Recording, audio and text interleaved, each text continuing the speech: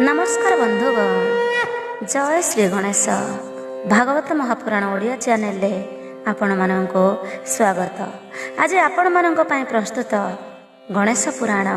एही पवित्र श्रावण मासरे गणेश पुराण पाठ कले बा श्रवण कले अनेक शुभ फल प्राप्ति होइथाय। श्रावण मास हेउछि भगवान शिवंकर सबुठारु प्रिय मास एवं एही समय रे तांको पुत्र प्रभु गजानन को आराधना कले शिव और पार्वती मध्य विशेष आशीर्वाद मिलता है।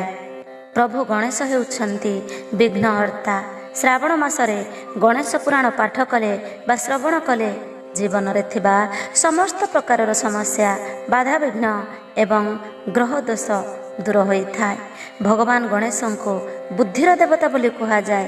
एही पवित्र ग्रंथर अध्ययन द्वारा मनरे सद्बुद्धि जागृत हुए, स्मरण शक्ति वृद्धि पाए एवं विद्यार्थी मानंकु पाठ पढ़ारे विशेष सफलता मिलता है।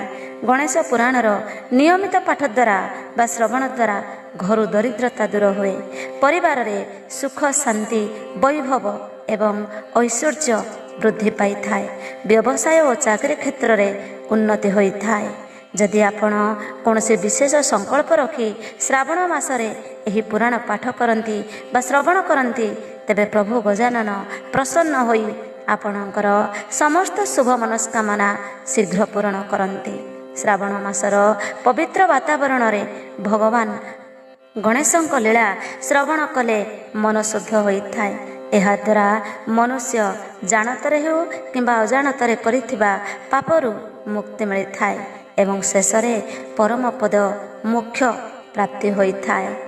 तेबे आसंतु बंधुगण, गणेश पुराण आरंभ करने पूर्व प्रथमे श्री गणेशंकर स्तुति पाठ करिबा। चैनल रे जदि नुआ अछंती चैनल टी को सब्सक्राइब करी कमेंट बॉक्स रे जय श्री गणेश निश्चय लिखि दियंतो। श्री गणेश स्तुति। जय जय गणनाथ गिरिजानंदन,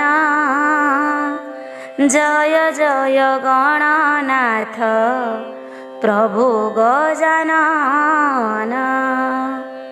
इंदुर वाहन चतुर्भुज लंबोदर, वक्रतुंड कुंतधारी प्रभु गणेश्वर। रत्नर कठौ कंज चरणेश भई, सुवर्ण पईता स्कंधे सदा विराजई। गंडस्थलु मकरंद झरे निरंतर, कंठरे मुकुतार कर्णरे कुंडल। अमृतर लडु हस्ते धर विश्वमूर्ति, शुद्ध सुवर्ण प्रायक अपघन कांति। अजने संभूत प्रभु सर्वग्रे पूज्य, दिदंत अंकुश पाश हस्त विघ्नराज। माता द्वार जगी पितृद्रोही हेल, पितांक संगरे रण घोर तर कल। कोपचिते महादेव छेदिले मस्तक,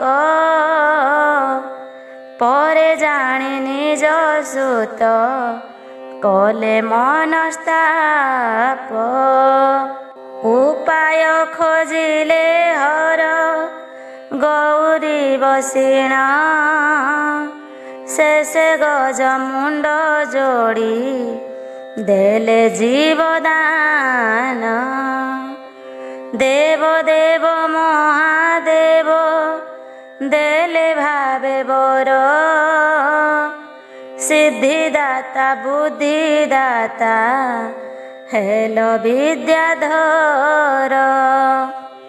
तुम्भको सेविले मूर्ख ହୋଇ ପଣ୍ଡିତ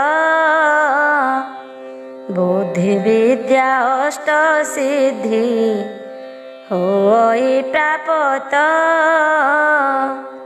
ସର୍ବ କାର୍ଯ୍ୟ ତୁମ୍ଭ ପୂଜା ହୁଏ ସର୍ବଗ୍ରେ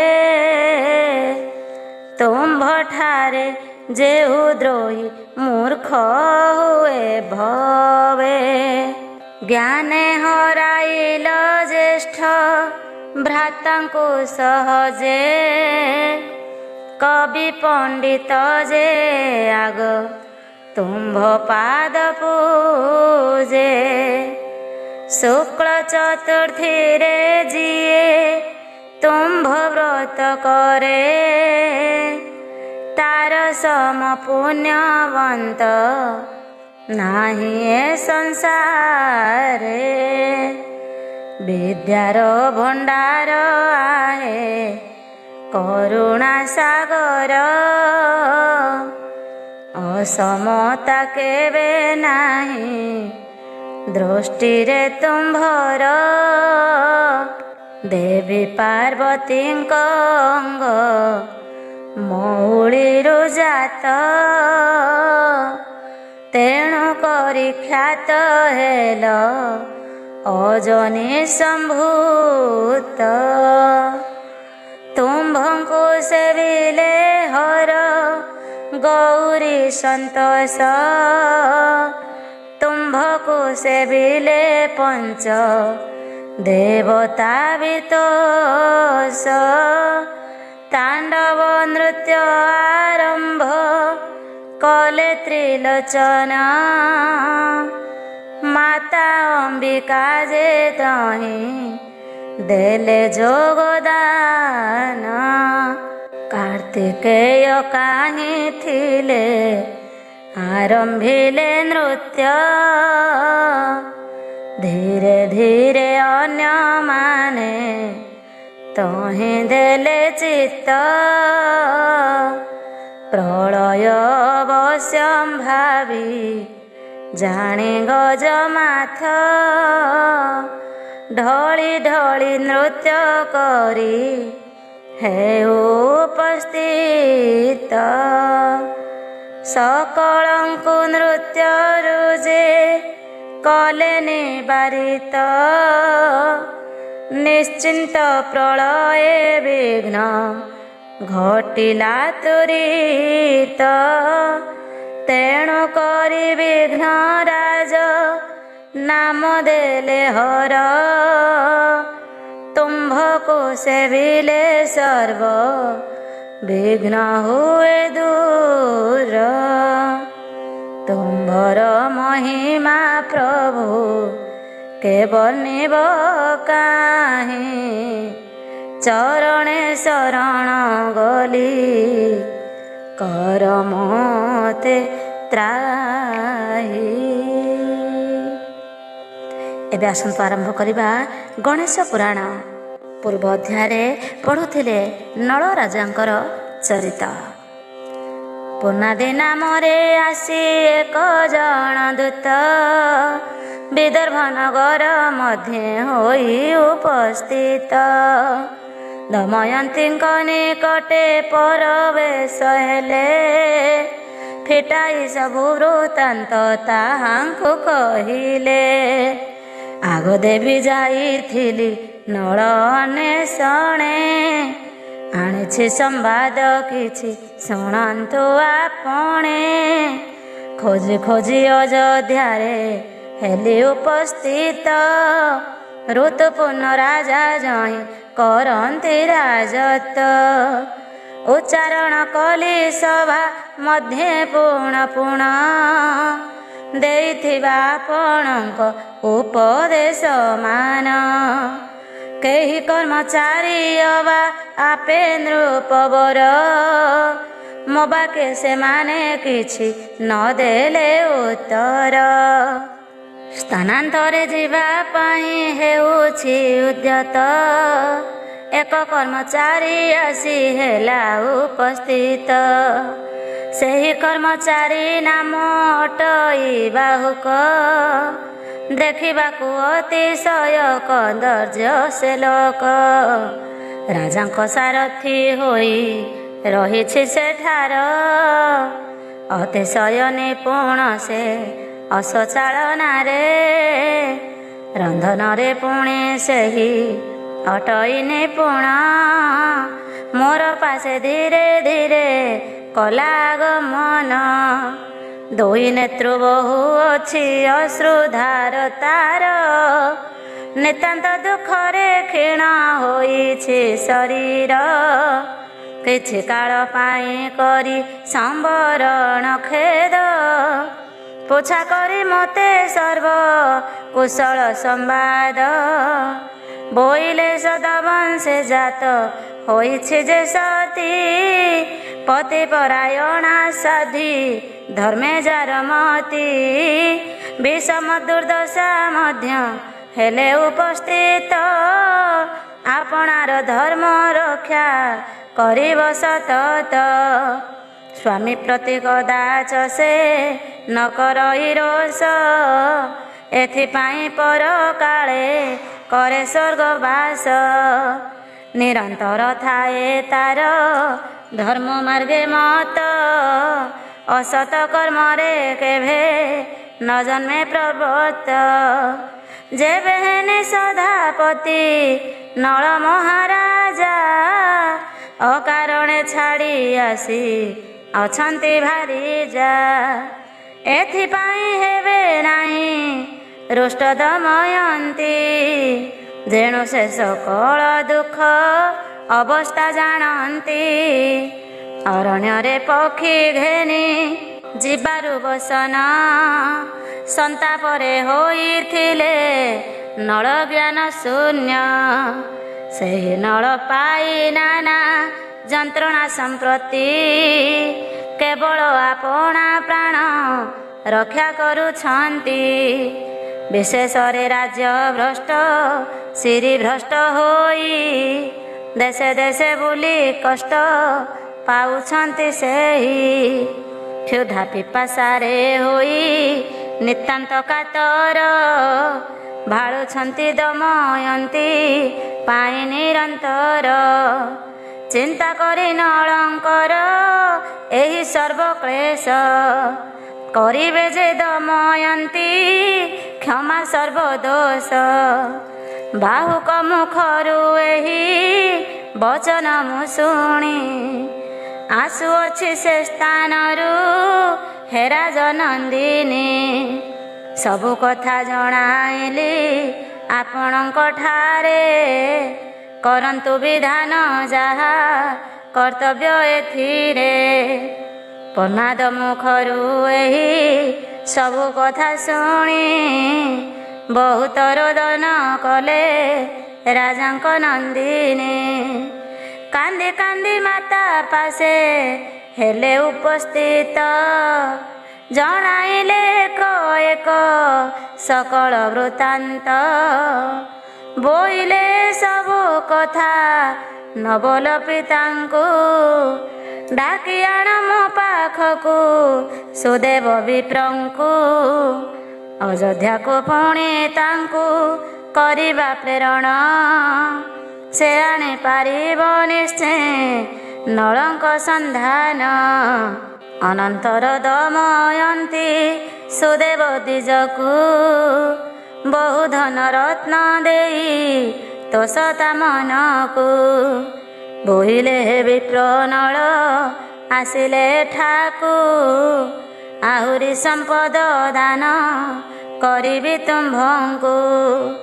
ତୁମ୍ଭେ ମୋର ଉପକାର କରିଛ ବହୁତ, ତୁମ୍ଭ ଯୋଗେ ହେଲା ମାତା ପିତାଙ୍କ ସାକ୍ଷାତ। ବର୍ତ୍ତମାନ କର ଆଉ ଏକ ଉପକାର, ତୁମ୍ଭ ଯୋଗେ ହେବ ପୂର୍ଣ୍ଣ ବାସନା ମୋହର। ବେଗ ହୋଇଯାଅ ତୁମ୍ଭେ ଅଯୋଧ୍ୟା ନଗରେ, ଜଣାଇବ ଋତୁପୂର୍ଣ୍ଣ ରାଜାଙ୍କ ପାଶରେ। ହେ ରାଜନ ଆଣିଅଛି ମୁହିଁ ସମାଚାର, ଭୀମ ସୁତା ଦମୟନ୍ତୀ ହେବ ସ୍ୱୟଂବର। ଆସନ୍ତା କାଲିରେ ଅଛି ଦିନ ନିରୂପିତ, ରାଜାଏ ହେଲେଣି ଯାଇ ତହିଁ ଏକତ୍ରିତ। ସୂର୍ଯ୍ୟୋଦୟ ସମୟରେ କାଲି ଦମୟନ୍ତୀ, ବରଣ କରିବେ ନିଶ୍ଚେ ଆନ ଏକ ପତି। ଦମୟନ୍ତୀ ବୁଝିଛନ୍ତି ଏମନ୍ତ ମନରେ, ନଳ ମହାରାଜା ଆଉ ନାହାନ୍ତି ପ୍ରାଣରେ। ଯିବା ପାଇଁ ଆପଣଙ୍କ ତହିଁ ଥିଲେ ଚିତ୍ତ, ଏହି କ୍ଷଣି ହେ ନରେଶ ହୁଅନ୍ତୁ ପ୍ରସ୍ତୁତ। ଦମୟନ୍ତୀ ଏହି ରୂପ ବୋଲି ସୁଦେବଙ୍କୁ, ତତକ୍ଷଣେ ପଠାଇଲେ ଅଯୋଧ୍ୟାପୁରକୁ। ଅଯୋଧ୍ୟା ନଗରେ ବିପ୍ର ପ୍ରବେଶ ହୋଇଲେ, ଋତୁପର୍ଣ୍ଣ ରାଜା ଠାରେ ସବୁ ଜଣାଇଲେ। କୃଷ୍ଣ କହିଲେ ଶୁଣ ହେ ଯୁଧିଷ୍ଠିର ରାଜନ, ସୁଦେବ ମୁଖରୁ ଶୁଣି ରାଜା ଋତୁପୂର୍ଣ୍ଣ। ଦମୟନ୍ତୀ ସ୍ୱୟଂବର ହେବାର ବୃତ୍ତାନ୍ତ, ବାହୁକକୁ ଡାକିଲେ ସେ ପାଶକୁ ତୁରିତ। ବୋଇଲେ ବାହୁକ ଆହେ ଶୁଣିଲେ ବାରତା, କାଲି ସ୍ୱୟଂବର ହେବେ ଭୀମରାଜ ସୁତା। ବିଦର୍ଭ ରାଜନ ଦିନ କରିଛନ୍ତି ସ୍ଥିର, ଦୂତ ମୁଖ ଶୁଣିଲୁ ଯେ ଏହି ସମାଚାର। ଆମ୍ଭର ନିତାନ୍ତ ଇଚ୍ଛା ତହିଁ ଯିବା ପାଇଁ, ସେଠାକୁ ଯିବାର କିଛି ସହଜ ନୁହଁ। ଅସଚାଳନାରେ ତୁମ୍ଭ ଅଟ ଯେ ନିପୁଣ, କରିପାରିବ କି ଆମ୍ଭ ଅଭିଳାଷ ପୂର୍ଣ୍ଣ। ପ୍ରବେଶ ହୋଇପାରିଲେ ବିଦର୍ଭ ନଗରେ, ଦେଖିବୁ ସେ ସ୍ୱୟଂବର କାଲି ପ୍ରଭାତରେ। ଦମୟନ୍ତୀ ସ୍ୱୟଂବର କରିଣ ଶ୍ରବଣ, ବାହୁକ ହୃଦୟ ହେଲା ଦୁଃଖରେ ବିଦୀନ। ପୁଣ ପୁଣ ମନ ମଧ୍ୟେ କଲେ ବିଚାର, ସତେ କି ଦମୟନ୍ତୀର ହେବ ସ୍ୱୟଂବର। ଅଥବା ପାଇବା ପାଇଁ ଆମ୍ଭଙ୍କୁ ସୁନ୍ଦରୀ, ଏହି ରୂପେ କରିଅଛି ଅପୂର୍ବ ଚାତୁରୀ। ଧିକ ଧିକ ଜ୍ଞାନ ମୋର, ଧିକ ମୋ ଜୀବନ, ପତି ପ୍ରାଣର ମଣିକୁ ତେଜିଲି ଯାବନ। ଚଞ୍ଚଳ ଅଟଇ ନାରୀ ମାନଙ୍କ ଚରିତ୍ର, ଏ ରୂପ ଘଟିବା କିଛି ନୁହଁ ବିଚିତ୍ର। ଅଥବା କରିଛୁ ଆମ୍ଭେ ଯେପରି ଅନ୍ୟାୟ, ତାହା ପ୍ରତି ଦୋଷ ହେବା ନୁହଁ ବିଧେୟ। ଦମୟନ୍ତୀ ଆମ୍ଭ ପାଇଁ ଥିବ ଉତ୍କଣ୍ଠିତା, ବିଶେଷରେ ପାଶେଛନ୍ତି ନନ୍ଦନ ଦୁହିତା। ଅତଏବ ଭଲ ରୂପେ ଯାଇଅଛି ଜଣା, ସ୍ୱୟଂବର କଥା ମାନ ସବୁ ପ୍ରତାରଣା। ଆଜି ପ୍ରବେଶିଲେ ଯାଇ ବିଦର୍ଭ ନଗରେ, ସକଳ ବୃତ୍ତାନ୍ତ ଜଣା ଯିବ ସାକ୍ଷାତରେ। ଋତୁପୂର୍ଣ୍ଣ ପ୍ରାର୍ଥନାରେ କଲେ ସନମତ, ନ ରହିବ କିଛି କାଲି କଥା ଅବିଦିତ।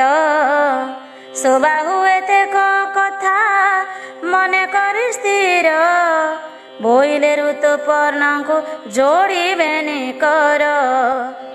ଆପଣ ପାଇଁ ପ୍ରସ୍ତୁତ ହୁଅନ୍ତୁ ବେଗରେ, ଆଜ ପ୍ରବେଶାଇ ଦେବି ବିଦର୍ଭ ନଗରେ। ବାହୁକ ସେଠାରୁ ଅଶ୍ୱ ଶାଳକୁ ଯାଇଣ, ଫିଟାଇ ଆଣିଲେ କୋଶକୁ ବାଛିଣ।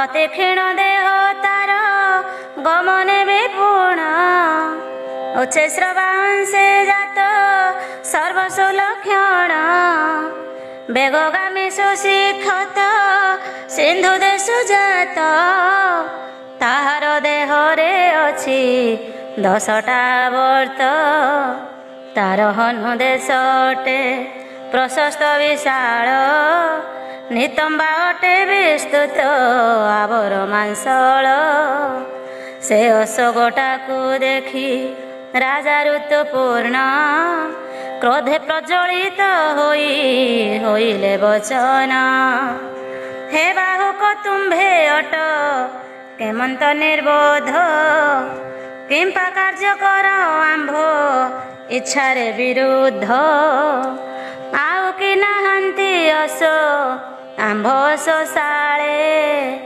ବାଛି ଆଣିଅଛ ଭଲ ଅସ ବୁଦ୍ଧି ବଳେ ନିତାନ୍ତ ଦୁର୍ବଳ ଏହି ପୁଣି ଅଶକତ କିପରି ଦୁର୍ଗମ ବାଟ ଘେନି ଯିବ ରଥ ବୋଇଲେ ବାହୁକ ଆହେ ଶୁଣନ୍ତୁ ରାଜନ ଏହି ଅଶୋକଟି ଅଟେ ସର୍ବସୁଲକ୍ଷଣ ମସ୍ତକରେ 2 ଗୋଟି ଗୋଟିଏ କପାଳେ ପାର୍ଶ୍ୱେ ଉପପାର୍ଶ୍ୱେ 4 ଦୁବ ବକ୍ଷସ୍ଥଳେ ପଶ୍ଚାତରେ 1 ଗୋଟା ଅଛି ପ୍ରକାଶିତ ସବୁ ସୁଦ୍ଧା 10 ଗୋଟା ବହିଛି ଆବର୍ତ୍ତ ନିଶ୍ଚୟ ମୋହର ଅଛି ବିଶ୍ୱାସ ଏମନ୍ତ ବିଦର୍ଭ ନରରେ ବେଗେ ହେବ ଉପସ୍ଥିତ ଅଥବା ଏଥିରେ ଯଦି ନ ହେବଟି ରୁଚି ଯେ ଅସ ବୋଲିବେ ତାକୁ ଆଣିବି ମୁଁ ବାଛି ଏତେକ ବଚନ ଶୁଣି ବୋଇଲେ ରାଜନ ହେ ବାହୁକ ଶାସ୍ତ୍ରେ ତୁମ୍ଭେ ତ ନିପୁଣ ଯେଉଁ ସର୍ବସ ତୁମ୍ଭେ ମନକୁ ଲୁଚାଇ ସେହି ଅସମାନ ତୁମ୍ଭେ ରଥେ ଯୋଚ ନେଇ ଏହା ଶୁଣି ବାହୁକ ଯେ ଯାଇ ଧାତିକାରେ ସେହିପରି 4 ଅସ ଯୋଚିଲେ ରଥରେ ରଥେ ଦୌଡ଼ି ଧରିଣ ବାହୁକ ବସିଲେ ଅଯୋଧ୍ୟାର ଛତ୍ରଧାରୀ ପଥେ ବିଜେ କଲେ ଇଙ୍ଗିତ ମାତ୍ର କେବେगे ଧାଇଁଲେ ଯେ ଅସ ଉଡ଼ି ଯାଇଛନ୍ତି କିବା ପକ୍ଷୀ ଆକାଶ ବାଷ୍ଣେୟ ସାରଥି ବସି ଅଛନ୍ତି ପାଖରେ ଅଶଗଣ ଧାଇଁଛନ୍ତି ପବନ ବେଗରେ ଋତୁପର୍ଣ୍ଣ ନରନାଥ ଦେଖି ରଥ ଗତି ବିସ୍ମୟ ହୋଇ ମଣିଲେ ଆଚମ୍ବିତ ଅତି ରଥ ବେଗ ଗତି ଦେଖି ବାଷ୍ଣେୟ ଭାଳନ୍ତି ଏହୁ ହୋଇବ କି ଅବା ମାତଳି ସାରଥି କିବା ସାଜି ହୋତ୍ର ଧରି ନର କଳେବର କପଟେ ହୋଇ ଅଛନ୍ତି ମର୍ତ୍ତେ ଅବତାର ହେବେ ବାଣୀ ସଧପତି ମହାରାଜ ନଳ ସେହି ଯେ ଜାଣଇ ଅସ ଚାଳନା କୌଶଳ ଏ 3ରୁ ଜଣେ କେହି ହେବ ଏ ବାହୁକ ମୋର ଜାଣିବାରେ ଏହି ନୁହେଁ ତୁଚ୍ଛ ଲୋକ ଦେବଦୂତ ପାଖେ ଅବା ଶାସ୍ତ୍ରୀୟ ବିଧିରେ କେତେ ଲୋକ ବୁଲୁଛନ୍ତି କପଟ ବେଶରେ କିନ୍ତୁ ଏ ବାହୁକ ନୁହେଁ ନିଷଧ ରାଜନ ଏହାଙ୍କର ଶରୀର ତ ଦିଶୁଛି ବିବର୍ଣ୍ଣ ନଳ ମହାରାଜା ଠାରେ ଅଛି ଯେଉଁ ଗୁଣ ବାହୁକ ଅଟଇ ସେହି ଗୁଣରେ ନିପୁଣ ଏହିପରି ମନେ ମନେ ବିଚାରିବା ସ୍ନେହ ବହୁତ ଆନନ୍ଦ ହେଲା ତା ମନେ ଉଦୟ ଋତୁପର୍ଣ୍ଣ ମଧ୍ୟ ଦେଖି ବାହୁକର ଗୁଣ। ବୋଇଲେ ବାହୁକ ତୁମ୍ଭ ଶିକ୍ଷା ଧନ୍ୟ ଧନ୍ୟ। ହେ ଧର୍ମ ନୃପତି ଶୁଣ ଏଥୁ ଅନନ୍ତରେ। ରଥ ବାହି ଯାଉଛନ୍ତି ବାହୁକ ବେଗରେ। କେତେ ନଦ ନଦୀ ବନ ଉପବନ ଗ୍ରାମ। ମୁହୂର୍ତ୍ତ ମଧ୍ୟରେ ଚାଲେ କରି ଅତିକ୍ରମ। ପର୍ବତ ସମାନ ଚାଲେ କରି ଅତିକ୍ରମ। ଋତୁପର୍ଣ୍ଣଙ୍କର ଖସି ପଡ଼ିଲା ପିଛୁଡ଼ି। ବୋଇଲା ରାଜନ ତହୁଁ ଶୁଣ ହେ ବାହୁକ। ଅଶ୍ୱଡୋର ଭିଡ଼ି ରଖ ଏକ ମୁହୂର୍ତ୍ତକ। ରଥର ପ୍ରବଳ ଗତି ହେତୁ ଯତନରେ। ଆମ୍ଭ ଉତ୍ତରୀୟ ଖସି ପଡ଼ିଲା ବାଟରେ। ରଥ ରଥ ଯାଆନ୍ତୁ ଯେ ବାଷ୍ଣେ ଓହ୍ଲାଇ। ଆମ୍ଭ ଉତ୍ତରୀୟ ଖଣ୍ଡ ଆଣନ୍ତୁ ଉଠାଇ। ଋତୁପର୍ଣ୍ଣଙ୍କୁ ବାହୁକ ବୋଇଲେ ଗିର। ଉତ୍ତରୀୟ ରହିଲାଣି ଯୋଜନ ଅନ୍ତର। କିପରି ବାଷ୍ଣେୟ ଯାଇ ଆଣିବେ ବସନ। ରଖାଇବା ଏଠାର ଯେ କିବା ପ୍ରୟୋଜନ। ଏହି ରୂପେ ଯାଉଛନ୍ତି ପ୍ରବଳ ବେଗରେ। ଗୋଟିଏ ବାହାଡ଼ା ବୃକ୍ଷ ଦେଖିଲେ ବାଟରେ। ବାହୁକେ ଚାହିଁ ବୋଲଇ ରାଜ ଋତୁପୂର୍ଣ୍ଣ। ଗଣନା ବିଦ୍ୟାରେ ଆମ୍ଭେ ଅଟୁ ଯେ ନିପୁଣ। ଯେତେ ଫଳ ପତ୍ର ଅଛି ବାହାଡ଼ା ବୃକ୍ଷରେ। ଦେଖ ଆମ୍ଭେ ଗଣି ଦେବା ଅତି ସହଜରେ। ଜଗତରେ କେହି ନାହିଁ ଏହିପରି ଜାଣ। କଦାଚିତ ସବୁ ବିଦ୍ୟା ବିଷୟ ନିପୁଣ। ଏହି ବାହାଡ଼ା ବୃକ୍ଷରେ ଫଳ ପତ୍ର ଯେତେ। ତଳେ ପଡ଼ିଅଛି ପୁଣି ଯେତେକ ଏକତ୍ରେ। ଗଣି ଦେଉଅଛୁ ଆମ୍ଭେ ଏହିଠାରେ ବସି। 101 ଫଳ ପଡ଼ିଅଛି ଖସି। 295 ଫଳ ଅଛି ଡାଳେ। 101 ପତ୍ର ପଡ଼ିଅଛି ତଳେ। 5 କୋଟି ପତ୍ର ଅଛି ଡାଳ ମାନଙ୍କରେ। ଏହି ସଂଖ୍ୟା ଅଛି ଫଳ ପତ୍ର ଏ ବୃକ୍ଷରେ। ଇଚ୍ଛା ହେଲେ ବୃକ୍ଷ ଠାରୁ ଯାଇ ତୁମ୍ଭ ଗଣ। ଆମ୍ଭ କଥା ସତ୍ୟ ମିଥ୍ୟା ପାଇବ ପ୍ରମାଣ। ଋତୁପର୍ଣ୍ଣ କଥା ଶୁଣି ବାହୁକ ବୋଇଲେ। ଭଲ ଦେଖାଯିବ ଆମ୍ଭେ ବୃକ୍ଷ ମୂଳେ ଗଲେ। ନ ଗଣିଲେ ଫଳ ପତ୍ର ନହିବ ବିଶ୍ୱାସ। ଏତେ ବୋଲି ରଜ୍ଜୁ ଭିଡ଼ି ଠିଆ କଲେ ଅସ। କ୍ଷଣକାଳ ପାଇଁ ରଜ୍ଜୁ ଧରନ୍ତୁ ବାଷ୍ଣେୟ। ନ ଗଣିଲେ ଫଳ ପତ୍ର ନ ଯିବ ସନ୍ଦେହ। ଏହା ଶୁଣି ଋତୁପର୍ଣ୍ଣ ବୋଲେ ହେ ବାହୁକେ। କିମ୍ପାଇଁ କାଟିବ କାଳ ଏଥେ ଅନର୍ଥକେ। କିଛି କାଳ ପାଇଁ ଯଦି ରହୁ ଏ ସ୍ଥାନରେ। ପ୍ରବେଶି ପାରିବୁ ନାହିଁ କେବେ ବିଦର୍ଭରେ। ବୋଇଲେ ବାହୁକ ଆହେ ଶୁଣ ନରପତି। ଆପଣଙ୍କ ଠାରେ ମୋର ଏତିକି ବିନତି। ଅଳ୍ପ ସମୟ ପାଇଁ ରହନ୍ତୁ ଏ ସ୍ଥାନେ। ଆସୁଅଛି ଫଳ ପତ୍ର ଗଣି ଏହି କ୍ଷଣେ। ଅଥବା ବାଷ୍ଣେୟ ବସି ଘୋଡ଼ାର ଧରି। ଚଳାଇ ନେଉଛୁ ରଥ ବିଦର୍ଭ ନଗରୀ। ବୋଇଲେ ରାଜନ ତୁମ୍ଭ ସମାନ ସାରଥି। ହେ ବାହୁକ କଦାଚିତେ ଜଗତେ ନାହାନ୍ତି।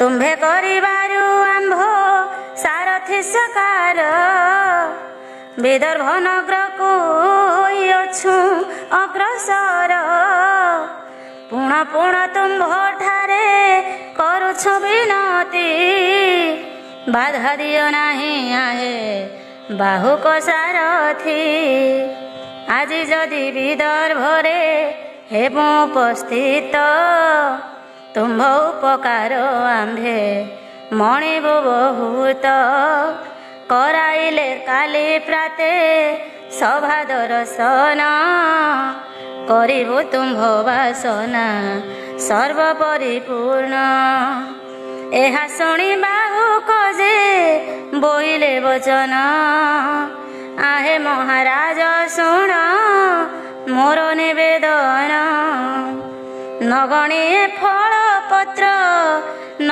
ପାରଇ ଯାଇ ଏତିକି ପ୍ରାର୍ଥନା ରକ୍ଷା କର ନର ସାଇ ଋତୁପନ୍ନ ହୋଇ ତହିଁ ଅଗ୍ରସମ୍ମତ ବୋଇଲେ ବାହୁକ ଗଣି ଆସ ଫଳ ପତ୍ର ଏକମାତ୍ର ଡାଳେ ଥିବା ପତ୍ର ଗଣି ଆସ ସହଜେ ଯିଏ ଆମ କଥାରେ ଯେ ବିଶ୍ୱାସ ତକ୍ଷଣେ ବାହୁକ ହୋଇ ରଥୁ ଅବତୀର୍ଣ୍ଣ କଲେ ଯାଇ ସେ ବାହାଡ଼ା ବୃକ୍ଷକୁ ଛେଦନ ଫଳପତ୍ର ମାନ ଗଣି ହେଲେ ଆଚମ୍ବିତ ବୋଇଲେ ରାଜନ ତୁମ୍ଭ ବିଦ୍ୟା ଅଦ୍ଭୁତ ଗଣିଲ ଏ ଫଳ ପତ୍ର ଯେ ବିଦ୍ୟା ବଳରେ ଦୟାକରି ସେ ବିଦ୍ୟା ବୋଲ ଯେ ମୁଁ ଆଗରେ ବୋଇଲେ କଥା ଶୁଣି ଅଯୋଧ୍ୟାର ନାଥ ଗଣନା ବିଦ୍ୟାରେ ଆମ୍ଭେ ଅତ୍ୟନ୍ତ ପଣ୍ଡିତ ଅଦ୍ୱିତୀୟ ଆମେ ଅଟୁ ପଶା ଖେଳିବାରେ ନଥିବ ଜଗତେ କେହି ଆମ୍ଭ ସାମନାରେ ବୋଇଲେ ବାହୁକ ନୃପେ ଆହେ ନର ରାଣ ମୋଠାରୁ ଅସୋ ବିଦ୍ୟା କରନ୍ତୁ ଗ୍ରହଣ ବୋଲନ୍ତୁ ଗଣନା ବିଦ୍ୟା ତା ପରିବର୍ତ୍ତରେ ଉପକୃତ ହେବା ଦୁଇ ଜଣ ପରସ୍ପରେ ବାହୁକ ବାକେ ବୋଇଲେ ରାଜା ଋତୁପର୍ଣ୍ଣ ଆମ୍ଭଠାରୁ ସଂଖ୍ୟା ବିଦ୍ୟା ନିୟ ଏହି କ୍ଷଣ ତୁମ୍ଭ ବିଦ୍ୟା ଏବେ ଥାଉ ତୁମ୍ଭଠାରେ କରିବୁ ଯେ ବିଦ୍ୟା ଶିକ୍ଷା ଆମ୍ଭେ ଉତାରେ ଏହା କହି ଅଯୋଧ୍ୟାର ରାଜା ଋତୁପର୍ଣ୍ଣ ବାହୁକଙ୍କୁ ସଂଖ୍ୟା ବିଦ୍ୟା କଲେକ ପ୍ରଦାନ ଏଥୁ ଅନନ୍ତରେ ସେହୁ ପାପମତି କଳି କର୍କଟକ ତୀକ୍ଷ୍ଣ ଦେହ ଓ କାଳି ନଳଙ୍କ ଦେହୁ ବାହାରି ଗଲା ତତ୍କ୍ଷଣ ଦମୟନ୍ତୀ ସାପ ତାର ହେଲା ବିମୋଚନ ପୁଣ୍ୟଶୋକ ନଳ ରାଜା କଳି ଆକ୍ରମଣେ ବିଶେଷ ଯନ୍ତ୍ରଣା ପାଉ ଥିଲେ ରାତ୍ର ଦିନେ ନଥିଲା ତାହାଙ୍କ ଜ୍ଞାନ ନଥିଲା ବିଚାର କରୁଥିଲେ ବ୍ୟବହାର ବାତୁଳ ପ୍ରକାର ଏତେବେଳେ ପାଇ ସେହି କଳିର ସାକ୍ଷାତ କ୍ରୋଧେ ସାପ ଦେବା ପାଇଁ ହୋଇଲେ ଉଦ୍ୟତ ଏହା ଦେଖି ଦୁଷ୍ଟ କଳି ଭୟ ଥରି ଥରି ବୋଇଲା ଯେ ହାତ ଯୋଡ଼ି ଆହେ ଦଣ୍ଡଧାରୀ ଆପଣଙ୍କ ଠାରେ ସତ୍ୟ କରିଅଛି ପାପ କୃପା କରି ଏବେ ମୋତେ ନ ଦିଅନ୍ତୁ ସାପ କରନ୍ତୁ କରୁଣା କରି କ୍ରୋଧ ସମ୍ବରଣ ଆପଣଙ୍କ ମହାକୀର୍ତ୍ତି କରିବେ ସ୍ଥାପନ ଯେଉଁଦିନ ଦମୟନ୍ତୀ ସତୀଙ୍କୁ ନିର୍ଦ୍ଦୋଷେ ପଳାଇଲେ ପରିତ୍ୟାଗ କରି ଅନ୍ୟ ଦେଶେ। ସେହିଦିନ ମହା କଷ୍ଟ ପାଇ ସେହି ସତୀ କ୍ରୋଧରେ ଅସ୍ଥିର ହୋଇ ଶାପ ଦେଇଛନ୍ତି। ସେହି ମହାପାପେ ପୁଣି କର୍କଟକ ବିଷେ ରହିଥିଲି ଆପଣଙ୍କ ଦେହେ ମହାକ୍ଲେଶେ। ଏତେବେଳେ ଦମୟନ୍ତୀ ଶାପ ହୋଇ ମୁକ୍ତି आहे ମହାରାଜ ହେଲି ସ୍ୱରୂପକୁ ପ୍ରାପ୍ତି। ଆପଣଙ୍କ ଶ୍ରୀଚରଣେ ପଶୁଛି ଶରଣ କ୍ରୋଧେ ମୋତେ ଶାପ ଆଉ ନ କର ପ୍ରଦାନ। ଆପଣ ଯଦ୍ୟପି ଶାପ ନ ଦେବଟି ମୋତେ ଆଜ ଦିନ ଠାରୁ ନିଶ୍ଚେ ଯେ ଲୋକ ଜଗତେ ଆପଣଙ୍କ ପୁଣ୍ୟ ନାମ କରିବ ସ୍ମରଣ। ମୋହର ଭୟରୁ ମୁକ୍ତ ପାଇବ ସେ ଜାଣ। କ୍ରୋଧ ସମ୍ବରଣ କରି ନଳ ମହାରଥ୍ୟା କହିଲେ ଅନେକ କରି ସହିତରେ କଥା। ଅନନ୍ତରେ ଆନାଲୋକ ଦୃଷ୍ଟି ଅଗୋଚରେ ପ୍ରବେଶିଲା କଳି ଯାଇ ବାହାଡ଼ା ବୃକ୍ଷରେ। କରିବାରୁ କଳି ଯାଇ ତାହାକୁ ସ୍ମରସ ତତ୍କ୍ଷଣେ ସେହି ବୃକ୍ଷ ଯେ ହୋଇଗଲା ହ୍ରାସ। ନଳ ରାଜା କଳି ଠାରୁ ହୋଇଲେ ମୁକ୍ତ କିନ୍ତୁ ତାଙ୍କ ପୂର୍ବ ରୂପ ନୋହିଲା ପ୍ରାପତ। ଆନନ୍ଦ ମନରେ ଯାଇ ବସିଲେ ରଥରେ ବାହିଗଲେ ବିଦର୍ଭକୁ ପବନ ବେଗରେ। ନୟନ ମାର୍ଗରୁ ଦୂରେ ହନ୍ତେ ଋତୁପର୍ଣ୍ଣ ଧୀରେ ଧୀରେ କଳି କଲା ସୁସ୍ଥାନ ଗମନ। ଋତୁପର୍ଣ୍ଣ ପ୍ରବେଶିଲେ ବିଦର୍ଭ ନଗରେ। ରଜନୀ ପ୍ରବେଶ ହେଲା କିଞ୍ଚିତ ପୂର୍ବରେ। ବିଦର୍ଭର ନରପତି ଶୁଣିଏ ବୃତ୍ତାନ୍ତ ପାଛୋଟି ଆଣିବା ପାଇଁ ପଠାଇଲେ ଦୂତ। ଘଗରିତ ଶବ୍ଦ କରି ରଥ ଚକମାନ ଉପସ୍ଥିତ ହେଲେ ମହାରାଜା ଋତୁପର୍ଣ୍ଣ। ନଳ ରାଜା ଆଗମନେ ରଥ ଆଉ ଓଷ ପୂର୍ବେ କରୁଥିଲେ ଯେହ୍ନେ ସନ୍ତୋଷ ପ୍ରକାଶ। ଋତୁପର୍ଣ୍ଣ ଆଗମନେ ତେହ୍ନେ ଅଶଗଣ ଆନନ୍ଦରେ ହସ୍ରାରବ କଲେ ଘନ ଘନ। ରଥ ଚକ ଶବଦରେ ପୁରିଲା ମେଦିନୀ ବିଚାରିଲେ ଦମୟନ୍ତୀ ସେହି ଶବ୍ଦ ଶୁଣି। ପୂର୍ବ କାଳେ ଯେଉଁପରି ନଳଙ୍କର ରଥ ସେହିପରି ଏହି ରଥ ହୁଏନି ନା ଦିନ। ପ୍ରସାଦ ମଧ୍ୟରେ ଥିବା ଏକାହସ୍ତି ଅସ ସେହି ଶବ୍ଦ ଶୁଣି କଲେ ଆନନ୍ଦ ପ୍ରକାଶ। ଦମୟନ୍ତୀ ଚତୁର୍ଦିଗ କରି ନିରୀକ୍ଷଣ ବୋଇଲେ ଆନନ୍ଦ କିମ୍ପା ହେଉଅଛି ମନ। ସତେ କି ମୋହର ପୁଣି ଫିଟିବ କପାଳ ନୟନେ ଦେଖିବି ଆଜି ମହାରାଜା ନଳ। ନ ପାଇଲେ ଆଜି ଦିନ ନାଥ ଦର୍ଶନ ପ୍ରତିଜ୍ଞା କରୁଛି କେବେ ନ ରଖିବି ପ୍ରାଣ। ନ ବୋଲିବେ ଆଜି ଯଦି କଥା ଗୁଣମଣି ନିଶ୍ଚୟ ନିଶ୍ଚୟ ଦେବି ଜୀବନ ଘାତିନି। ଆଜି ନ ଦେଖିବି ଯେବେ କମଳ ବଦନ ଜଳନ୍ତା ଅନଳେ ନିଶ୍ଚୟ ତେଜିବି ଜୀବନ। ମିଥ୍ୟା କଥା କେବେ ମୁହିଁ ତାଙ୍କୁ କହି ନାହିଁ ତାହାଙ୍କ ପ୍ରିୟ କାର୍ଯ୍ୟ କରି ନାହିଁ ମୁହିଁ। କ୍ଷମାଶୀଳ ପ୍ରଭୁ ମୋର କୃପାଳୁ ବଦାନ୍ୟ ପ୍ରାଣନାଥ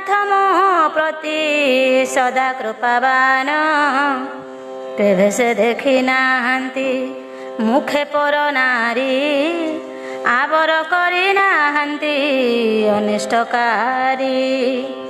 ଏକ ମତେ ମୁହିଁ ତାଙ୍କୁ କରୁଅଛି ଧ୍ୟାନ, ତାଙ୍କ ବିନା ହୃଦୟ ମୋର ହେଉଛି ବିଦୀର୍ଣ୍ଣ। କେବଳ ପାଇବା ପାଇଁ ତାଙ୍କ ଦର୍ଶନ, ଆଜି ଯାଏ କରିଅଛି ଜୀବନ ଧାରଣ। ଏହି ପରିନଳଙ୍କର ଗୁଣ କୁସୁମରି, ବହୁତ ବ୍ୟାକୁଳ ହେଲେ ଭୀମଙ୍କ କୁମାରୀ। ଅନନ୍ତର ପାଇବାକୁ ନଳ ଦର୍ଶନ, ସୌଧ ଶିଖରେ ଯାଇ କଲେ ଆରୋହଣ। ବସିଅଛନ୍ତି ବାହୁକ ବାଷ୍ଣେୟ ରଥରେ, ପ୍ରବେଶିଲେ ଋତୁପର୍ଣ୍ଣ ରାଜା ସିଂହ ଦ୍ୱାରେ। ବାହୁକ ବାଷ୍ଣେୟ ଦୁହେଁ ରଥରୁ ଓହ୍ଲାଇ, କ୍ଳାନ୍ତ ସଗଣ ଦେଲେ ରଥରୁ ଫିଟାଇ। ରଥ ପରୁ ଓହ୍ଲାଇଣ ଅଯୋଧ୍ୟାର ନାଥ, ବିଦର୍ଭ ରାଜାଙ୍କ ପାଶେ ହେଲେ ଉପସ୍ଥିତ। ନ ଦେଖିଣ ସ୍ୱୟଂବର ହୋଇଲେ ବିସ୍ମିତ, କେଡ଼େ ମନ୍ଦ କର୍ମ କଲି ଆସି କରିଏଥ। ଭୀମ ମହାରାଜ ତାଙ୍କୁ ବହୁତ ଆଦରେ, ଆସନରେ ବସାଇଲେ ଆପଣା ପାଶରେ। ଭୀମ ରାଜା କହିଲେ ହେ ଅଯୋଧ୍ୟାନାଥ, କହ ଏଠାକୁ ଆସିଲ କିମ୍ପା ଅକସ୍ମାତ। ଶିଶୁ ଅଯୋଧ୍ୟାର ପତି ହୋଇଲେ ବିସ୍ମୟ, ମିଥ୍ୟା ସ୍ୱୟଂବର ବୋଲି ଜାଣିଲେ ନିଶ୍ଚୟ। ସ୍ୱୟଂବର ହେଲେ ଆସିଥାନ୍ତେ ରାଜା ଗଣ, ଏହା ବିଚାରି ତାଙ୍କୁ କହିଲେ ବଚନ। ଅନ୍ୟ କାରଣ ହେତୁରୁ ଏଣେ ଆସିଥିଲି, ତୁମ୍ଭ ସମ୍ଭାଷଣ ହେତୁ ଏଠାକୁ ଅଇଲି। ଭୀମ କହିଲେ ବଡ଼ ଭାଗ୍ୟ ଯେ ମୋହର, ସେ ହେତୁ ଏଥେ ଆସିଲେ ଅଯୋଧ୍ୟା ଈଶ୍ୱର। ଶ୍ରମ ପାଇଅଛ ଆଜି ରହ ମୋର ବାସ, ଏହା କହିଦେଲେ ତାଙ୍କୁ ଅପୂର୍ବ ଆବାସ। ସେଠାରେ ରହିଲେ ଯାଇ ଅଯୋଧ୍ୟାର ପତି, ଅଶ୍ଵଶାଳେ ଚଳିଗଲେ ବାହୁକ ସାରଥି। ଅଶ୍ୱଗଣ ପରିଚର୍ଯ୍ୟା କରିଣ ବାନ୍ଧିଲେ, ପ୍ରସାଦ ଉପରେ ଥାଇ ବୈଦର୍ଭୀ ଦେଖିଲେ। ଋତୁପର୍ଣ୍ଣ ରାଜା ଆଉ ସାରଥି ତାର, ନଳ ରାଜାଙ୍କୁ ନ ଦେଖି ହୋଇଲେ କାତର।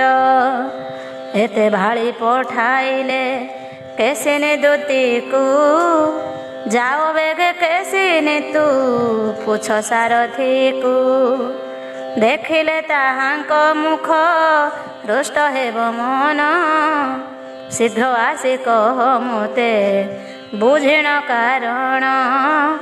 ଏହା ଶୁଣିଣ କେଶିନୀ କଲା ଶୀଘ୍ର ଗତି, ମଧୁର ବଚନେ କହେ ସାରଥିର ପ୍ରତି। ରାଜକନ୍ୟା ଦମୟନ୍ତୀ ଏଠାକୁ ପେଶିଲେ, କି ହେତୁ ଏଥେ ଅଇଲ କହ ତୁମ୍ଭେ ଭଲେ। ବାହୁକ ବୋଇଲେ ମୋ ଅଯୋଧ୍ୟାର ବସତି, ଋତୁପୂର୍ଣ୍ଣ ରାଜାଙ୍କର ଅଟଇ ସାରଥି। ଏହିଠାରୁ ଯାଇଥିଲେ ଏକ ଦ୍ୱିଜବର, କହିଲେ ଭୈମୀର ହେବ ପୁଣି ସ୍ୱୟଂବର। ରାତ୍ର ଶେଷେ ପରିବେଶେ ଆଉ ଏକ ସ୍ୱାମୀ, ଏହି ହେତୁ ଋତୁପୂର୍ଣ୍ଣ ହୋଇଲେ ଭୂମି। ସତେକ ଯୋଜନ ଦୂରୁ ଆସିଲେ ନୃପତି, ବାହୁକ ମୋହର ନାମ ମୁଁ ତାଙ୍କ ସାରଥି। ପୁଣ୍ୟଶ୍ଳୋକ ନଳ ରାଜା ବୀରସେନ ସୁତ, ପୂର୍ବରେ ଥିଲେ ତ ସେହି ଏହାଙ୍କର କାନ୍ତ। ତାର ଭାର୍ଯ୍ୟା ଭୈମୀଙ୍କର ଏପରି ଆଚାର, ଶୁଣିଣ ଉଦ୍ବିଗ୍ନ ହେଲା ମାନସ ମୋହର। ଦ୍ୱିତୀୟ ବୟସେ ଏହା ତୃତୀୟ କି ହେବ, ଦୈବ ଯାହା କରେ ତାହା କେୟା ନ କରିବ। ଶୁଣି କେଶିନୀ ବୋଇଲେ ବାହୁକର ପ୍ରତି, ତୁ ଯଦି ବାହୁକ କାହିଁ ରହିଲେ ନୃପତି। ଅର୍ଦ୍ଧବସ୍ତ୍ରେ କାକିନି ରଖି ଘର ବନେ, ଅନୁରକ୍ତା ନାରୀ ଛାଡ଼ି ଗଲେ ସେ କେଶନେ। ସେହି ବସ୍ତ୍ର ପିନ୍ଧି କରି ଅଛନ୍ତି ଅଦ୍ୟପି, ନ ଚୁଟଇ ଅନାଜଳ ପୁଣ୍ୟଶ୍ଳୋକ ଜପି। ଏମନ୍ତ ଶୁଣି ବ୍ୟଥିତ ହେଲେ ରାଜା ନଳ, ଚାରିଧାର ପରି ନେତ୍ରୁ ବହେ ଅଶ୍ରୁ ଜଳ। ରାଜା ବୋଇଲେ ଯେ ଅଟେ କୁଳବତୀ ନାରୀ, ସ୍ୱାମୀର ବିଶ୍ୱାସ କଥା ରଖେ ଗୁପ୍ତ କରି। ଆପଣା ମରଣ ବାଞ୍ଛେ ସ୍ୱାମୀର କାରଣ, ତଥାପି ସ୍ୱାମୀର ନିନ୍ଦା ନ କରେ ବଖାଣ। ବିବସ୍ତ୍ର ହରିଣ ଯେହୁ ପଶିଲେ କାନନ, ଅଳ୍ପ ଭାଗ୍ୟ ନୁହେଁ ସେହୁ ପାଇଲା ଜୀବନ। ଏପରି ଲୋକକୁ କ୍ରୋଧ କରି ଯୋଗ୍ୟ ନୁହେଁ, ରାଜଭ୍ରଷ୍ଟ ଜ୍ଞାନ ଭ୍ରଷ୍ଟ ପ୍ରାଣୀ ମାତ୍ର ରହେ। ୟା କହି ଶୋକେ କାନ୍ଦିଲେ ତହିଁ ନୃପବରେ, କେଶିନୀ ସବୁ କହିଲେ ଭୈମୀର ଆଗରେ। ଭୈମୀ କହିଲେ କହି ନୁହେଁ ଅନଜଳ, ପୁନରପି ଯାଇ ବୁଝ ତାଙ୍କର ଲକ୍ଷଣ। କି ଆଚାର କି ବିଚାର କେଉଁ କର୍ମ କରେ, ବୁଝି ଆଶ୍ରିଣ ସତୁର କହ ମୋ ଆଗରେ। ଆଜ୍ଞା ପାଇ ଦାସୀ ତହୁଁ କରିଲା ଗମନ, ଦେଖିଣ ସକଳ କର୍ମ ଅଇଲା ବହନ। କେଶିନୀ କହିଲା ଶୁଣ ଆଗ ରାଜଜେମା, ଦେଖିଲି ଯେ ବାହୁକର ଅପାର ମହିମା। ରନ୍ଧନ ସାମଗ୍ରୀ ମାନ ଋତୁପୂର୍ଣ୍ଣ ନୃପେ, ତାଙ୍କ ପାଶେ ପଠାଇଣ ଦେଲେ ତୁମ୍ଭ ବାପେ। ସେ ସର୍ବ ସାମଗ୍ରୀ ଦେଲେ ବାହୁକର କରେ, ଦେଖି ତା କାର୍ଯ୍ୟ ଆଶ୍ଚର୍ଯ୍ୟ ହୋଇଲେ ଅନ୍ତରେ। ଶୂନ୍ୟ କୁମ୍ଭକୁ କରନ୍ତେ ସେହି ସୃଷ୍ଟିପାତ, ଜଳେ ପୂର୍ଣ୍ଣ ହେତୁ କୁମ୍ଭ ଏ ବଡ଼ ଅଦ୍ଭୁତ। ସେ ଜଳରେ ଦ୍ରବ୍ୟମାନ ଧୋଇଲେ ସକଳ, କିଛି ତୃଣ କାଷ୍ଠ ଥିଲା ନଥିଲା ଅନଳ। ତୃଣ ବେଗ ନେଇ ଦେଲେ ସେ କାଷ୍ଠ ମଧ୍ୟରେ, ଦୃଷ୍ଟି ମାତ୍ରେ ତୃଣ କାଷ୍ଠ ଜଳିଲା ଇଚ୍ଛାରେ। କ୍ଷଣ ମାତ୍ର ସର୍ବଦ୍ରବ୍ୟ ରନ୍ଧନ କରିଲେ, ଏବେ ସକଳ ବୁଝିଲି ବୈଦର୍ଭ କହିଲେ। ପୁଣି କହିଲେ କେଶିନୀ ଯାଅ ଆଉ ଥରେ, ତାଙ୍କ ରନ୍ଧନ ବ୍ୟଞ୍ଜନ ମାଗି ଆଣ ଖରେ। କେଶିନୀ ବାହୁକ ଠାରୁ ମାଗିଣ ବ୍ୟଞ୍ଜନ, ଦମୟନ୍ତୀ ପାଶେ ଦେଇ ନେଲା ସେ ତକ୍ଷଣ। ଖାଇଣ ବ୍ୟଞ୍ଜନ ଭୈମୀ ହରସ ହୋଇଲେ, ନିଶ୍ଚୟ ଏ ନଳ ବୋଲି ମନେ ବିଚାରିଲେ। ଦୁଇ ପୁତ୍ର କନ୍ୟା ଦେଲେ କେଶିନୀ ସହିତେ, ଦେଖିକି କହିବେ ବୁଝି ଆସତ ତୁରିତେ। କେଶିନୀ ସଙ୍ଗରେ ଦେଖି ନନ୍ଦର ନନ୍ଦିନୀ, ଶୀଘ୍ର ଉଠି କୋଳ କଲେ ନଳନ ରମଣୀ। ଦୁହିଁଙ୍କର ମୁଖ ଦେଖି କଲେ କ୍ରନ୍ଦନ, ପୁଣି ପୁଣି ଚମ୍ବ ଦେଇ କଲେ ଆଲିଙ୍ଗନ। କେତେ କ୍ଷଣ କହିଲେ କେଶିନୀର ପ୍ରତି, ଦୁଇ ଶିଶୁ ଦେଖି ମୋର ସ୍ଥିର ନୁହେଁ ମତି। ଏହିପରି କନ୍ୟା ପୁତ୍ର ଅଛନ୍ତି ମୋର, ବହୁଦିନ ଦେଖି ନାହିଁ ମୁଖ ଦୁହିଁଙ୍କର।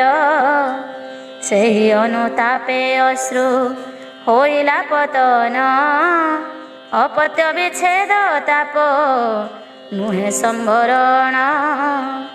ଏ ଘଟଣା ଦେଖି କିଏ ଭାବିବ କି କଥା, ନେଇଯାଅ ଶୀଘ୍ର ତୁହି ଏହି ସୁତ ସୁତା। ଏମନ୍ତ ଶୁଣିଣ ତହୁଁ କେଶିନୀ ଚଳିଲା, ଏହି ସବୁ କଥା ଯାଇ ଭୈମୀଙ୍କୁ କହିଲା। ଶୁଣିଣ ବୈଦର୍ଭ ବ୍ୟଗ୍ର ହୋଇଲେ ଦର୍ଶନେ, ଶୀଘ୍ର ଯାଇ ଜଣାଇଲେ ମାତା ସନ୍ନିଧାନେ। ଆଜ୍ଞା ଯଦି କର ଯିବି ବାହୁକ ପାଶକୁ, ଶୁଣିଏ ବୃତ୍ତାନ୍ତ ରାଣୀ ଆଜ୍ଞା ଦେଲେ ତାକୁ। ତନୟ ତନୟା ସଙ୍ଗେ ଘେନେଣ କାମିନୀ, ପତି ଦର୍ଶନେ ଜାନ୍ତି ଅଛଇ କେଶିନୀ। ଅଶ୍ୱଶାଳେ ପ୍ରବେଶିଲେ ଯାଇ ଦମୟନ୍ତୀ, ଜଟିଳ ମହିଳା ଜିନ ବାସ ପିନ୍ଧିଛନ୍ତି। ସ୍ୱାମୀ ଯଦି ବସିଛନ୍ତି ତହିଁ ପ୍ରବେଶିଲେ, ଦୁଃଖୀ ନଳେ ଅଙ୍ଗ ଜଳେ ନେତ୍ର ଅଶ୍ରୁ ଗଳେ। ସକରୁଣେ କହିଲେ ତାଙ୍କୁ ମୃଦୁ ଭାଷ, ହେବା ତୁଳ ଦେଖିଛ କି ଏମନ୍ତ ପୁରୁଷ। କ୍ଷୁଧା ତୃଷା ପରିଶ୍ରମେ ନିଦ୍ରିତା ନାରୀରେ, ବନେ ଏକା ଛାଡ଼ି ଗଲେ କେମନ୍ତ ପ୍ରକାରେ। ନଳ ପୁଣ୍ୟ ଶ୍ଲୋକ ବୋଲି ନାମ କିଏ ଦେଲା, ଏପରି ନିଷ୍ଠୁର ବୋଲି ନାମ କିଏ ନଥିଲା। ସଦା ଅନୁରକ୍ତା ପୁଣି ପୁତ୍ରର ଜନନୀ, କୌଣସି ଦୋଷେ ସେଉ ଦୋଷୀ ନୁହେଁ ପୁଣି। ଯମଗ୍ନି ବରୁଣ ଇନ୍ଦ୍ର କୁବେର ତେଜିଣ, ନିଷଧପତିଙ୍କୁ ହର୍ଷେ କରିଲା ବରଣ। ସେ ପୁଣି ସଭା ମଧ୍ୟରେ କରିଥିଲେ ସତ୍ୟ, ପ୍ରାଣ ସମ କରିଥିବି ତୁମ୍ଭଙ୍କୁ ମୁଁ ସତ୍ୟ। ନଳ ଏଡ଼େ ସତ୍ୟବାଦୀ କରିଲେ ମନ୍ତ, ଅନ୍ୟ ଲୋକେ କି କରିବ ଭାବଇ ସତତ। ପ୍ରାପ୍ତେ କେ ହୁଡ଼ିବ ତୁମ୍ଭ ପରାୟ ରମଣୀ, ରାଜଭ୍ରଷ୍ଟ ଲକ୍ଷ୍ମୀ ଭ୍ରଷ୍ଟ କଲା ଯେଉଁ ଦୁଷ୍ଟ। ଆମ୍ଭଙ୍କୁ ସଙ୍ଗ ଛଡ଼ାଇ ଦେଲା ସେ କଷ୍ଟ, ତୁମ୍ଭଙ୍କୁ ଛାଡ଼ିଣ ବନେ ଦେଖ ଚନ୍ଦ୍ରାନନେ। ଅସ୍ଥି ଚର୍ମ ଧରି ମାତ୍ର ରହିଛି ଜୀବନେ, ଏହା ନ ଭାବିଣ ମୋତେ ଜୀବିତରେ ଦେଖି। ଏହିପରି କହୁଅଛି ଆଗେ ଶଶୀମୁଖୀ, କଳି ଛାଡ଼ି ଯିବାରୁ ମୁଁ ଦେଖିଲି ତୁମ୍ଭଙ୍କୁ। କ୍ରୋଧ ସମ୍ବରଣ କର ଦେଖିଲ ଆମ୍ଭଙ୍କୁ, ଯେଉଁ ନାରୀ ପତିବ୍ରତା ସତୀ ଶିରୋମଣି।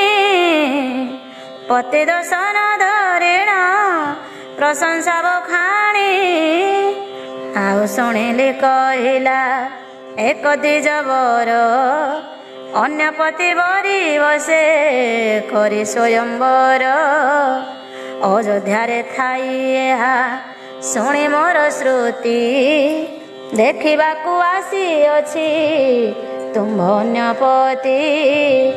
ନଳନର ପତିଙ୍କର ଏହି ବାଣୀ ଶୁଣି ଦମୟନ୍ତୀ କହିଲେ କ ଯୋଡ଼ିବେନି ପାଣି।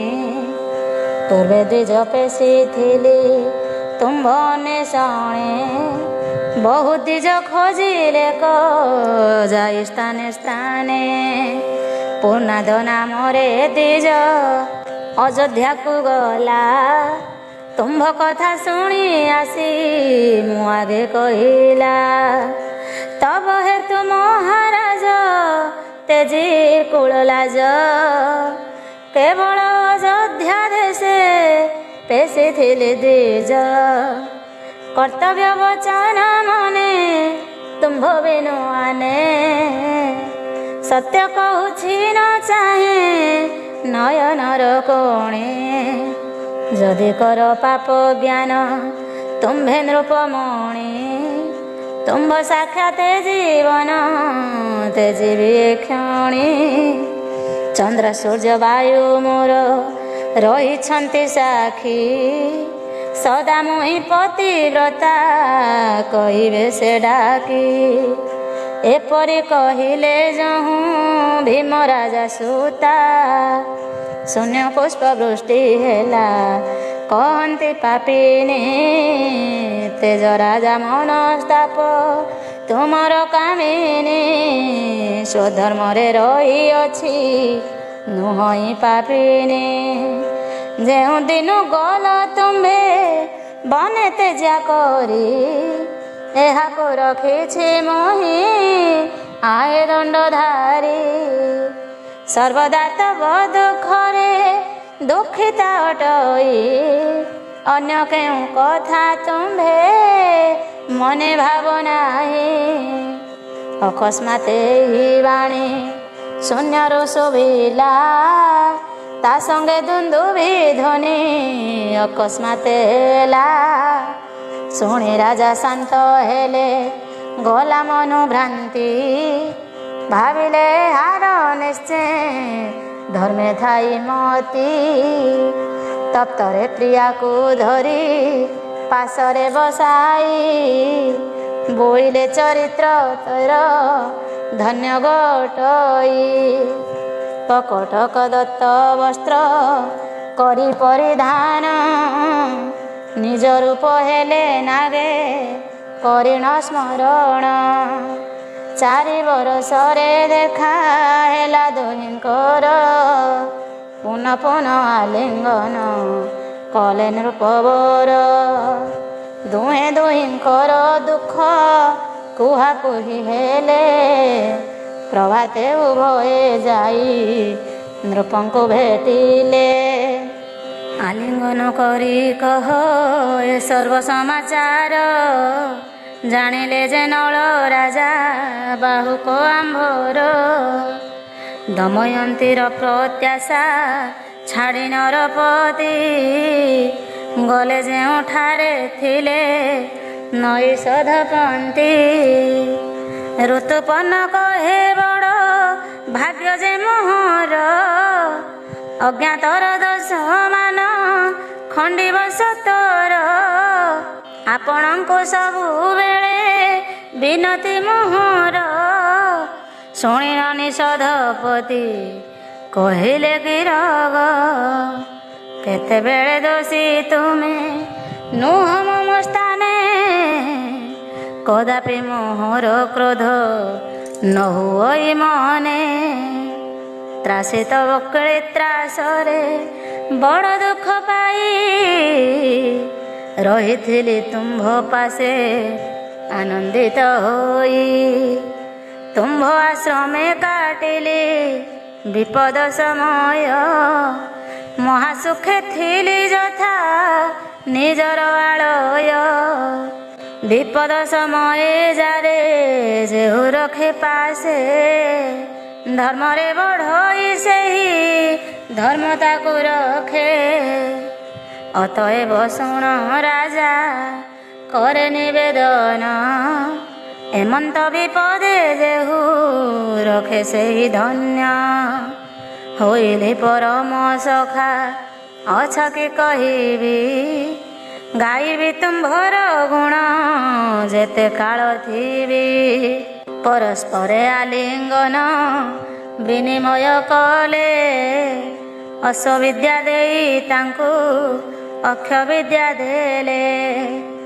ଆପଣା ସାରଥି ଘେନି କୌଶଳର ରାୟ, ଆପଣା ରାଜ୍ୟକୁ ଗଲେ ହୋଇଣ ବିଦାୟ। ତଦପର ନଳ ରାଜ ଈଶ୍ୱରଙ୍କୁ କହି, ନିଷିଦ୍ଧା ରାଜ୍ୟକୁ ଗଲେ କେତେ ସୈନ୍ୟ ନେଇ। ଏକାଥରେ 16 ହସ୍ତୀ 50 ଅଶ୍ଵ, 200 ପଦାତିକ ନେଇଣ ନରେଶ। ନିଜ ରାଜ୍ୟରେ ଯାଇଣ ପ୍ରବେଶ ହୋଇଲେ, ପୁଷ୍ପରେ କହିଲେ ତୋତେ ନିଜ ରାଜ୍ୟ ଦେଲି। ଖେଳରେ ହାରିଣ ମୁହିଁ ବନରେ ପଶିଲି। ଜୟ ଶ୍ରୀ ଗଣେଶ।